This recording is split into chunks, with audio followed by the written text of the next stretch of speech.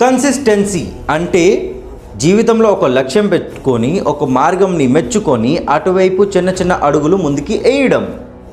For example, రోజు జిమ్కి వెళ్ళడం, రోజు రాయడం, రోజు చదవడం, రోజు నేర్చుకోవడం, రోజు ప్రాక్టీస్ చేయడం. బట్ మన వల్ల కాదు, ఎందుకంటే మనకి బద్ధకం ఎక్కువ. మనం ఈవెన్ ట్రై చేసినా కూడా కొన్ని రోజులు పోయిందా చాలే నిన్నదాకా చేసాం కదా ఇప్పుడు ఇంకొద్దు అని వదిలేస్తాం. కానీ వాస్తవంకి మన జీవితంలో ఈ కన్సిస్టెన్సీని ఎలాగ తెచ్చుకోవాలి? ఇలాంటి ప్రశ్ననే అర్జునుడు వేరే శబ్దాలతో కృష్ణుడిని అడుగుతున్నారు. భగవద్గీత చాప్టర్ 10 శ్లోక్ నెంబర్ 17లో శ్రీకృష్ణుడికి అర్జునుడు చెప్తున్నారు, మాధవ, నా జీవితంలో ప్రతి ఒక్క నిమిషం, ప్రతి ఒక్క సమయం, క్షణం నేను నీ గురించి ఆలోచించాలి. నా ప్రతి ఒక్క ఊపిరి నీకే అంకితమై ఉండాలి. నేను నడుస్తున్నా, నేను మాట్లాడినా నీ గురించే ఉండాలి, నీ గురించే ఆలోచించాలి. నా జీవితంలో నిన్ను ఒక లక్ష్యంలాగా పెట్టుకొని ఒక దారిని మెచ్చుకొని రోజు చిన్న చిన్న అడుగులు అటువైపే వేయాలి. ఎలాగా? ప్రతి ఒక్క మనిషిలో, ప్రతి ఒక్క వస్తువులో నిన్నే చూడాలి. ఎలాగా? నాకు మాటలు మాత్రమే కాదు మాధవ, వాస్తవంకి నాకు చెప్పు ఎలాగ చేయాలో, ఒక దారిని చూపించు.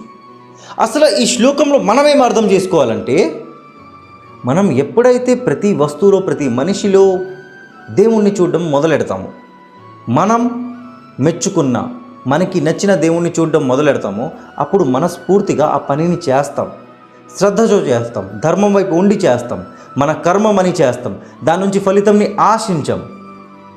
నిజం చెప్తున్నాను, ఒకసారి చూడండి, జిమ్కి వెళ్ళడం, చదవడం, రాయడం, ఇవన్నీ దేవుడు ఇచ్చిన వరంలాగా చూసుకొని చెయ్యండి. ఆటోమేటిక్గా కన్సిస్టెన్సీ అనేది వస్తుంది. ఇది నేను చెప్తున్నా, బట్ దీనికి నిజమైన ఆన్సర్, సమాధానం అనేది కృష్ణుడే చెప్తారు. సో అప్పటిదాకా జయ శ్రీకృష్ణ, హరే కృష్ణ, రాధే రాధే, జయ జగన్నాథ్.